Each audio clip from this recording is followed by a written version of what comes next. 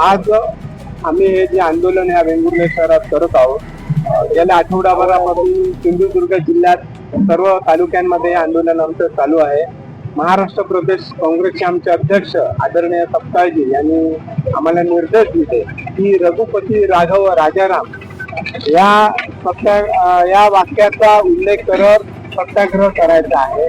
मुळात अयोध्येतील राम मंदिरामध्ये आपल्यासारख्या सर्वसामान्य नागरिकांनी जी देणगी दिली रामाच्या प्रेमापायी, राम भक्त म्हणून आपण तिथे गेलो, दर्शन घेतलं, तिथे जी काही वर्गणी दिली असेल किंवा इतर राम भक्तांनी जी काही वर्गणी दिलेली आहे जनसामान्य नागरिकांनी, त्या ठिकाणी त्या वर्गणीची चोरी येथील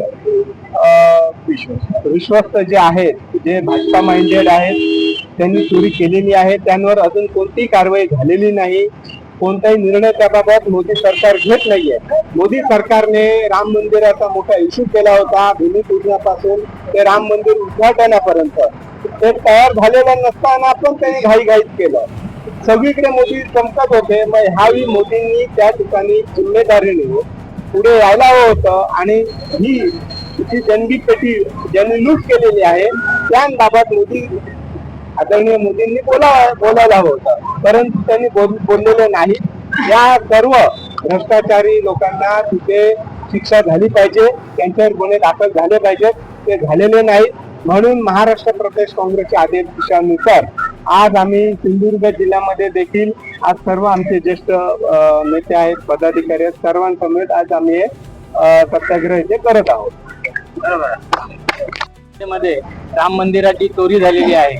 तो चोरी म्हणजे फक्त दागिने, पैसे, सोनं किंवा हिरे चोरीला गेलेले नाहीत, तर 140 कोटी देशातील लोकसंख्येच्या आस्थेचा प्रश्न आहे. राम मंदिर हे लोकांच्या आस्थेचा प्रश्न होता. त्या आस्थेवर घाला घालण्याचं काम या लोकांनी केलेलं आहे. राम मंदिर ची जी ट्रस्ट कमिटी आहे ती कमिटी केंद्र सरकारने नियुक्त केलेली आहे आणि मोदींच्या पसंतीने तिथे ट्रस्टी नेमले गेलेले आहेत.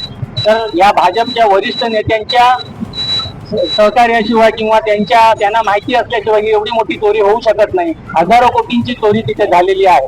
त्यामुळे फक्त छोटी किरकोळ कारवाई, एक 7-8 लोकांना, खालच्या लोकांना पकडून अटक करून त्यांच्यावर कारवाई केल्याचं जे नाटक केलं जात आहे ते न करता चंपतराय सारख्या माणसाला अटक करा, मोठ्या ट्रस्टींना अटक करा आणि जे मोठे मासे आहेत ज्यांनी हा भ्रष्टाचार केलेला आहे मिटून त्यांना अटक केली पाहिजे, ही काँग्रेसची मागणी आहे. त्यासाठी हा भारतभर आणि महाराष्ट्रात हा सत्याग्रह चालू आहे.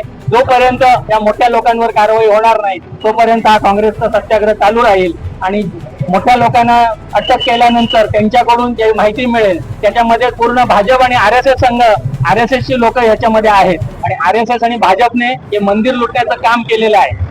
यांना रामाप्रती आस्था नाही. राम हे लुटण्यासाठी राम मंदिर बांधण्यात आलं होतं असा आमचा आरोप आहे. त्यामुळे राम मंदिर हे लुटण्यासाठी त्यांनी बांधलेलं होतं आणि लुटण्याची कामगिरी यांनी केलेली आहे. त्यामुळे यांच्यावर कारवाई केली पाहिजे आणि लोकांच्या श्रद्धेला जो तडा बसलेला आहे तो तडा कधी भरून येणार नाही. त्यामुळे या देशातील जनता त्यांना कधी माफ करणार नाही, एवढंच मी या प्रसंगी तुम्हाला सांगतो.